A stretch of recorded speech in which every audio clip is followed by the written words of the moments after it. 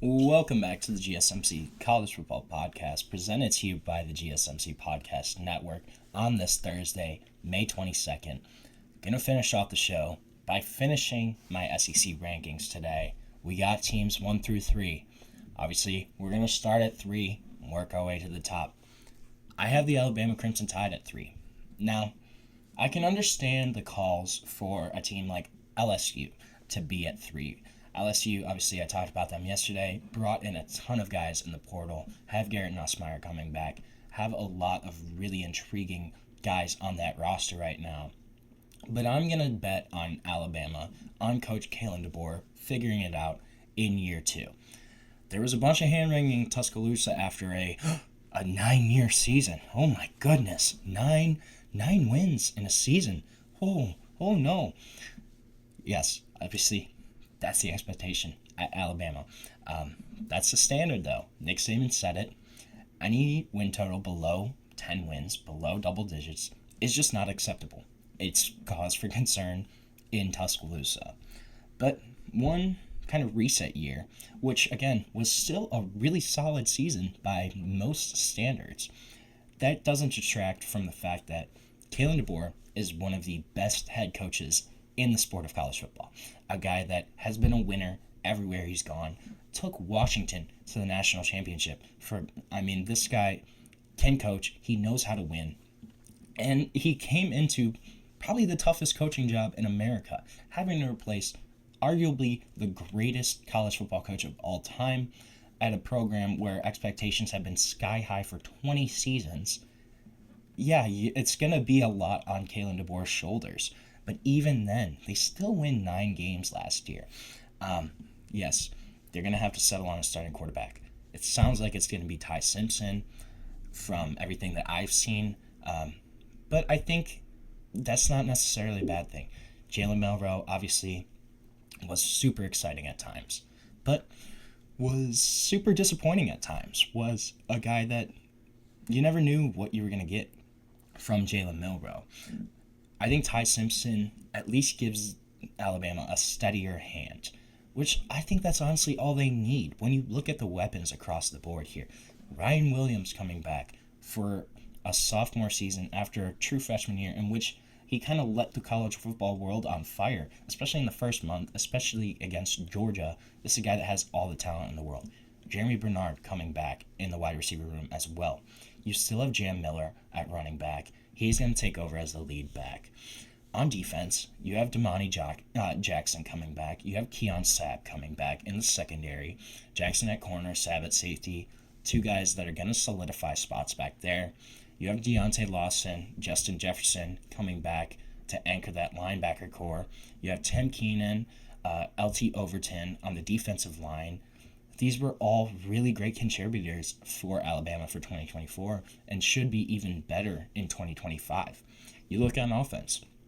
Caden Proctor, Jaden Roberts, Parker Brailsford, all returning on the offensive line. That's going to be a really, really great unit. This team, this program, still has all the talent in the world. They still have however many blue chips across the roster, right? Another guy that's could potentially make an impact, Jalen Mbakwe, guy that was the number 1 athlete in the country that's kind of gone back and forth between cornerback and wide receiver. That's a guy that can make a big-time impact on either side of the ball, a name to watch out for there for Alabama. I just think this team is too good, too well coached, to kind of have another season. They still won 9 games, and that was kind of a, oh my goodness, 9 wins only? They're going to be okay. They're going to figure it out. Kalen DeBoer's going to settle in as year 2. He gets his offensive coordinator back in Ryan Grubb after he was the OC of the Seahawks in the NFL for last season. He comes back to work with Kalen DeBoer. They're going to get back on track. I think this is a team that's, again, right in competition for a college football playoff berth, for potentially an SEC championship. Then I think Georgia's too. Georgia, yes, it's going to make a lot of sense. Reigning conference champions. There's a couple questions around them, though. Obviously, Carson Beck's gone. That's the big storyline here. You have to replace Carson Beck. Gunnar Stockton's going to come in, and he kind of performed up and down in the 2 games that he played. Played much better against Texas in the SEC Championship than he did in his start against Notre Dame in the national semifinal. But you got to cut the kid some slack. I mean, his first start for Georgia was against Notre Dame in the national semifinal. That's insane. That's a huge stage. That's a lot to ask out of anybody, especially a guy that's been a backup all season. There were flashes of promise, though, during his time there. During his time under center in those 2 games, there were times where he showed that there's more to Gunnar Stockton than just this kind of up-and-down quarterback. You still have Nate Frazier coming back at running back. That's going to give them some continuity. The big thing here, wide receiver. What's going to happen at wide receiver? They're going to have to figure out who can actually catch the ball. Noah Thomas coming in from Texas A&M, Zachariah Branch coming in from USC. Those 2 guys should really help in that department.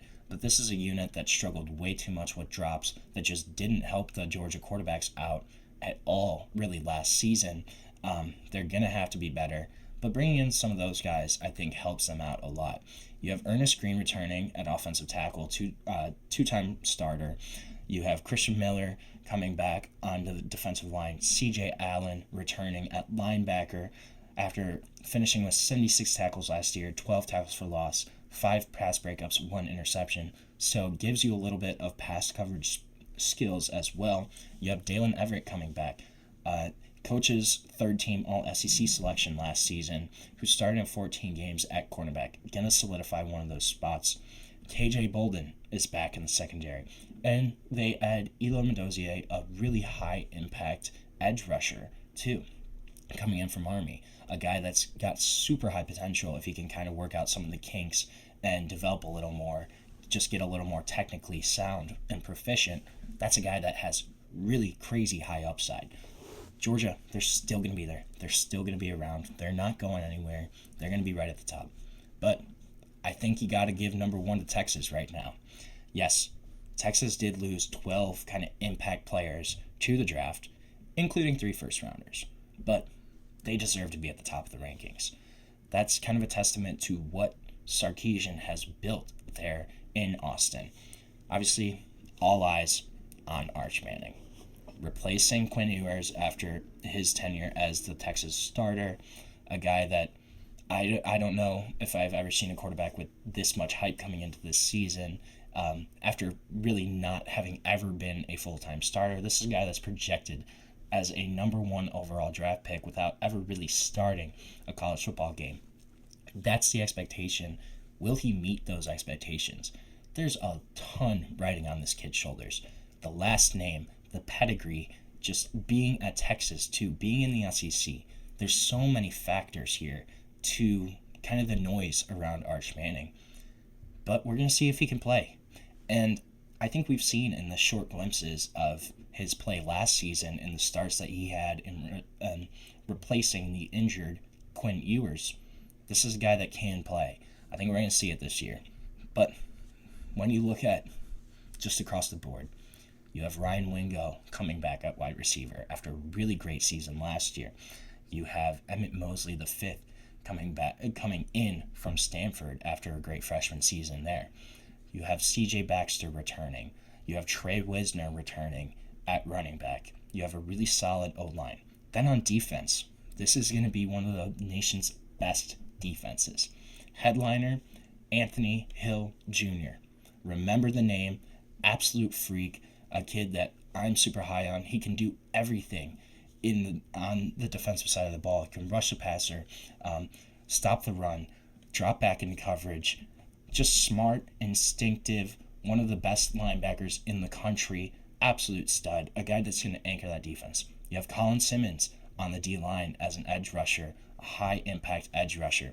Michael Ta'afe returning, kind of roaming in the secondary as at safety.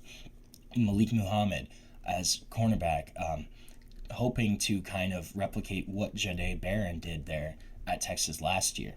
This is a deep, talented, well-coached Texas team. They deserve to be number 1 right now. They don't have as many question marks as other SEC programs at this time. And I just think their potential as a potential national champion, I think it's higher than some of these other programs in Georgia and Alabama. Texas, you're the king of the SEC this year. So with that, we are going to end our show for today.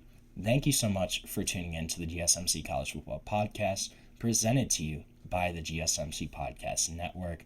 Please remember to subscribe, like, follow the channel, and if you want, you can also go to Facebook, Instagram, TikTok, Twitter for even more sports content, more sports updates that you love.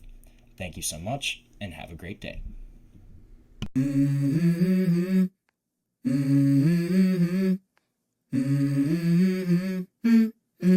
Let's go.